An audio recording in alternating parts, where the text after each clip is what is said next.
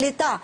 Sauver l'État, mais quel État? Il n'existe pas. Il faut rappeler quand même aux téléspectateurs, aux téléspectatrices françaises. Non, mais je vous explique. Vous me dites que c'est un pouvoir autocratique. En Algérie comme en Tunisie, ce sont des dictatures. Il n'y a même pas à discuter. En Algérie, c'est une junte militaire qui est au pouvoir. C'est les généraux qui décident qui ils mettent au pouvoir. Il faut quand même rappeler qu'à la fin de la guerre d'Algérie, l'Algérie n'a pas gagné son indépendance. C'est De Gaulle qui lui a donné. La guerre, ils l'ont pas gagnée. C'est De Gaulle qui leur a donné. Ils l'ont gagné politiquement. Oui, de toute façon, c'était politique, c'était pas une guerre militaire, c'était une guerre politique. Je termine. Quand Ben Bella prend le pouvoir, que fait Boumedienne? Il fait un coup d'État et il dépossède Ben Bella. Que fait Ben Ali avec Bourguiba? Il faut rappeler que Ben Ali, on le voit en costard, on a l'impression que c'est un président et un civil. C'est un ancien général et c'était un général du président Bourguiba. C'est un policier. C'est un policier. C'est un policier, ouais. Et il a pris le pouvoir en dépossédant Bourguiba. Il est là depuis près de 40 ans au pouvoir. Moi, je connais des Tunisiens de la rue. Pour vous parler des entrepreneurs et des entreprises, des individus, il n'y a pas d'argent. Pourquoi? Parce que la famille de Ben Ali, du côté de son épouse, il y a une famille qui s'appelle les Travelsi. Quand vous voulez monter un business là-bas, ils vous disent, tu montes les shops, il n'y a pas de souci, je prends 50%. C'est ça la Tunisie. Vous appartenez à la classe bourgeoise tunisienne, donc vous ne voyez pas le peuple de la rue. Moi j'ai des cousins en Tunisie, et ils m'expliquent comment ça se passe.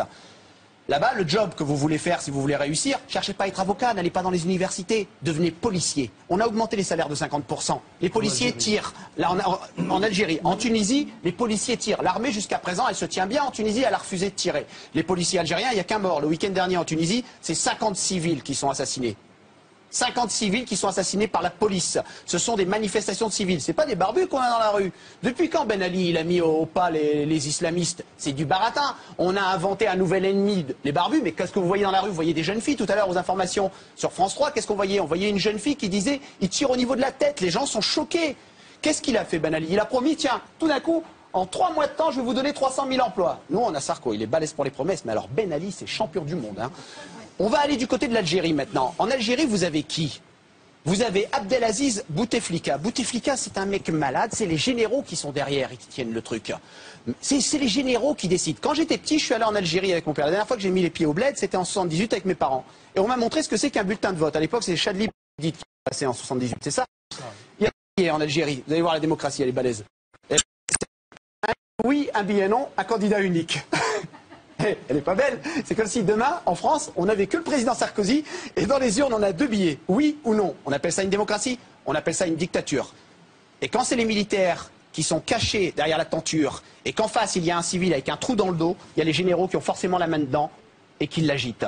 Et ça s'appelle une junte militaire, comme en Birmanie. C'est le même pouvoir en Algérie. Après, on peut avoir des grandes idées philosophiques, on peut se palucher en pensant que tout ça, c'est intellectualiser le truc. La réalité, c'est que les prix des produits des matières premières, le lait, la nourriture, le lait, le pain, tout a augmenté 40%, le sucre.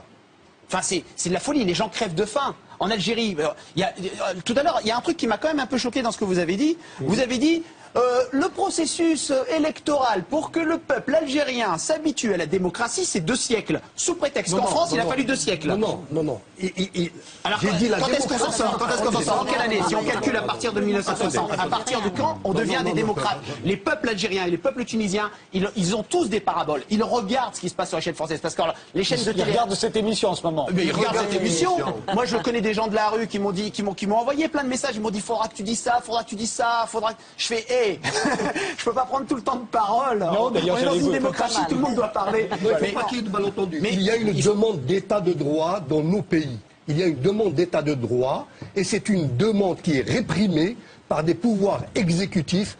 En Tunisie, c'est le pouvoir de la police. Et en Algérie, c'est le pouvoir de l'armée. On est bien d'accord. Mais voilà. Ça, il faut le dire. Il faut le dire pour que les spectateurs français comprennent. Je le dis, je l'écris, et tout le monde le dit. C'est pas la démocratie, là-bas. Et c'est une situation, et je ne suis pas d'accord avec ce qu'a dit Elie Béji, c'est une situation révolutionnaire. Et quand il y a des situations révolutionnaires, il y a de la violence. Aujourd'hui, le peuple est en train de récupérer ce qui est à lui, c'est-à-dire son pays. Mais si le peuple ne va pas plus loin, il n'aura que les dirigeants qui méritent. Aujourd'hui, c'est vachement violent ce que je vais dire. Mais il doit y avoir des gens dans la rue qui continuent de se battre, qui meurent. Parce que nous, il faut qu'ils y aillent, parce que sinon, il n'y a rien qui va bouger. De toute façon, regardez, moi, ce qui me choque,